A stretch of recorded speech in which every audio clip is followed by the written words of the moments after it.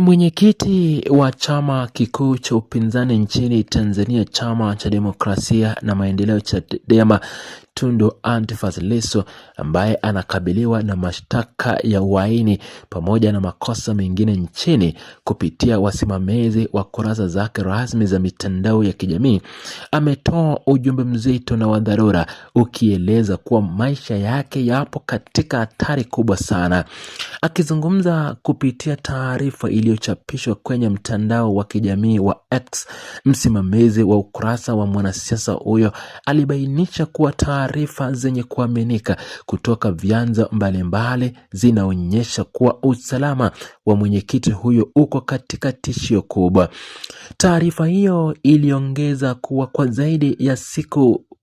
270 mwenyekiti huyo wa Chadema amekuwa akizuiliwa kizuizini kama mfungwa ambaye hajahukumiwa na bila kupatiwa haki za kusikilizwa kwa shauri lake ndani ya muda unaofaa kwa mujibu wa sheria za nchi na za kimataifa. Kuendelea kuzuiliwa kwa mwenyekiti wa Chama cha Demokrasia na Maendeleo Chadema, Tundu Antipas Lissu, kumeibua hisia kali na kukosolewa vikali na mashirika pamoja na jumuiya mbalimbali za kimataifa zinazofuatilia hali ya haki za binadamu na utawala wa sheria nchini Tanzania. Shirika la haki za binadamu la Amnesty International lilitoa tamko rasmi likieleza kuwa kukamatwa na kuzuiliwa kwa mwanasiasa huyo hakukufuata misingi ya haki, na hivyo kutoa wito kwa serikali ya Tanzania kuangazia kuachiliwa kwake mara moja bila masharti yoyote. Hatua hiyo ilifuatiwa na uamuzi wa kikundi kasi cha Umoja wa Mataifa kinachoshughulisha na kuzuia watu kinyume cha sheria, ambacho kilichunguza shauri hilo na kuhitimisha kuwa kuzuiliwa kwa kiongozi huyo ni kwa kiolele na kuna kiuka waziwazi sheria za kimataifa ambazo zinalinda haki za raia. Suala la kuzuiliwa kwa mwenyekiti wa Chadema limezidi kupata msukumo wa kimataifa kufuatia msimamo mkali uliochukuliwa na kikundi cha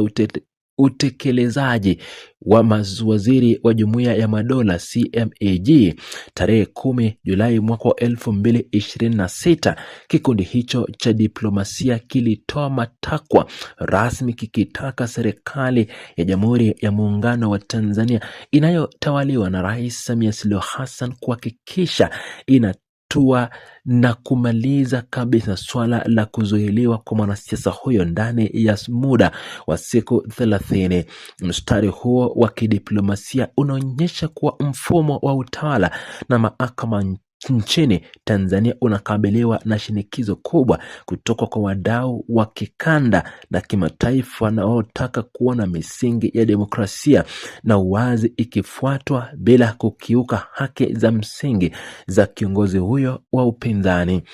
Uchambuzi wa kihistoria unaonyesha kuwa kwa zaidi ya miongo miwili mtawalia, mwenyekiti wa Chama cha Demokrasia na Maendeleo Tundu Antipas Lissu amekuwa akikabiliwa na mfululizo wa mateso, kukamatwa pamoja na uonevu wa mara kwa mara kutokana na harakati zake za kutetea amani, demokrasia, utawala wa sheria na ulinzi wa haki za binadamu.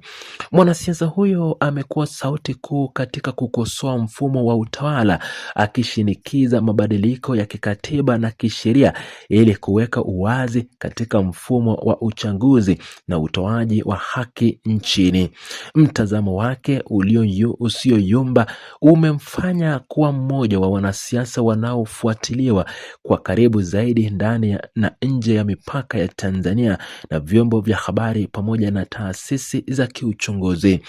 Kipindi cha nyuma, mnamo mwaka 2017, mwenyekiti wa Chadema Tundu Antipas Lissu alinusurika katika jaribio kubwa la kuuawa baada ya kushambuliwa kwa kupigwa risasi kadhaa na watu wasiojulikana akiwa eneo la makazi yake jijini Dodoma. Shambulio hilo lililomlazimu kiongozi huyo kukimbizwa nje ya nchi kwa ajili ya matibabu ya muda mrefu kabla ya kurejea tena nchini kuendelea na shughuli zake za kisiasa na kiutetezi. Historia hii ya mashambulizi ya silaha na vitisho dhidi ya maisha yake inamfanya ujumbe wa hivi karibuni kuhusu usalama wake kuchukuliwa kwa uzito mkubwa na jamii ya Watanzania pamoja na mashirika ya kimataifa. Msimamizi wa ukurasa rasmi wa mtandao wa kijamii wa X wa mwenyekiti huyo wa Chadema alisisitiza kuwa mamlaka za kiserikali ya Tanzania zinawajibika kikamilifu kisheria na kimaadili kuhakikisha usalama, afya njema na uhai wa Tundu Lissu unalindwa wakati wote anapokuwa chini ya ulinzi wa dola. Ujumbe huo ulitaka serikali na vyombo vya ulinzi na usalama kutekeleza wajibu wao wa kikatiba kwa kulinda maisha yake, huku akiongeza kuwa dunia nzima inafuatilia kwa karibu kila hatua inayochukuliwa na serikali katika kushughulikia shauri lake. Wito huo ulioambatana na maelezo kuwa kuficha au kupuuza vitisho dhidi ya maisha ya viongozi wa upinzani kunaweza kuleta madhara makubwa kwa amani na utulivu wa nchi.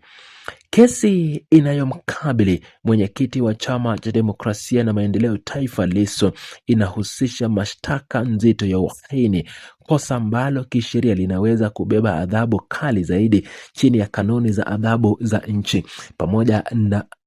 na mashtaka hayo ya uhaini, mwanasiasa huyo pia anakabiliwa na mfululizo wa mashtaka mengine mbalimbali yanayohusiana na shughuli zake za kisiasa na matamko anayotoa jukwaani. Kuendelea kuwepo kwa kesi hizo mahakamani bila kukamilika kwa upelelezi au kuanza kwa usikilizwaji wa kina kumewafanya wanasheria na wanaharakati kuhoji dhamira ya mfumo wa mashtaka katika kushughulikia shauri ya kisiasa. Suala hili la kuzuiliwa kwa Tundu Antipas Lissu pia linahusisha moja kwa moja na mijadala inayoendelea nchini kuhusu mchakato wa katiba mpya na mageuzi ya mfumo wa uchaguzi. Viongozi mbalimbali wa vyama vya upinzani na mashirika ya kiraia wamekuwa wakisisitiza kuwa kuachiliwa huru kwa mwenyekiti wa Chadema ni sharti muhimu katika kujenga mwafaka wa kitaifa na kuondoa hofu iliyotawala katika uwanja wa siasa. Wamesisitiza kuwa utulivu wa kisiasa huwezi kupatikana iwapo viongozi wakuu wa upinzani wanaendelea kuzuiliwa magerezani bila kupatiwa haki zao za kimsingi za kisheria. Uchambuzi wa mambo haya unaonyesha kuwa matamko yanayotolewa na mashirika ya kimataifa kama Amnesty International, Umoja wa Mataifa na Jumuiya ya Madola yameweka picha ya kimataifa kuhusu hali ya utawala bora nchini Tanzania. Hatua hizi za kimataifa zinatarajiwa kuwa na athari katika uhusiano wa kidiplomasia na kiuchumi kati ya Tanzania na washirika wake wa maendeleo ikiwa serikali haitachukua hatua za wazi kutatua kuzuiliwa kwa kiongozi huyo wa upinzani. Mtazamo wa wadau wa kimataifa unasisitiza kuwa kuheshimu kwa haki za binadamu na utawala wa sheria ni nguzo kuu ya maendeleo endelevu na utulivu wa kiuchumi.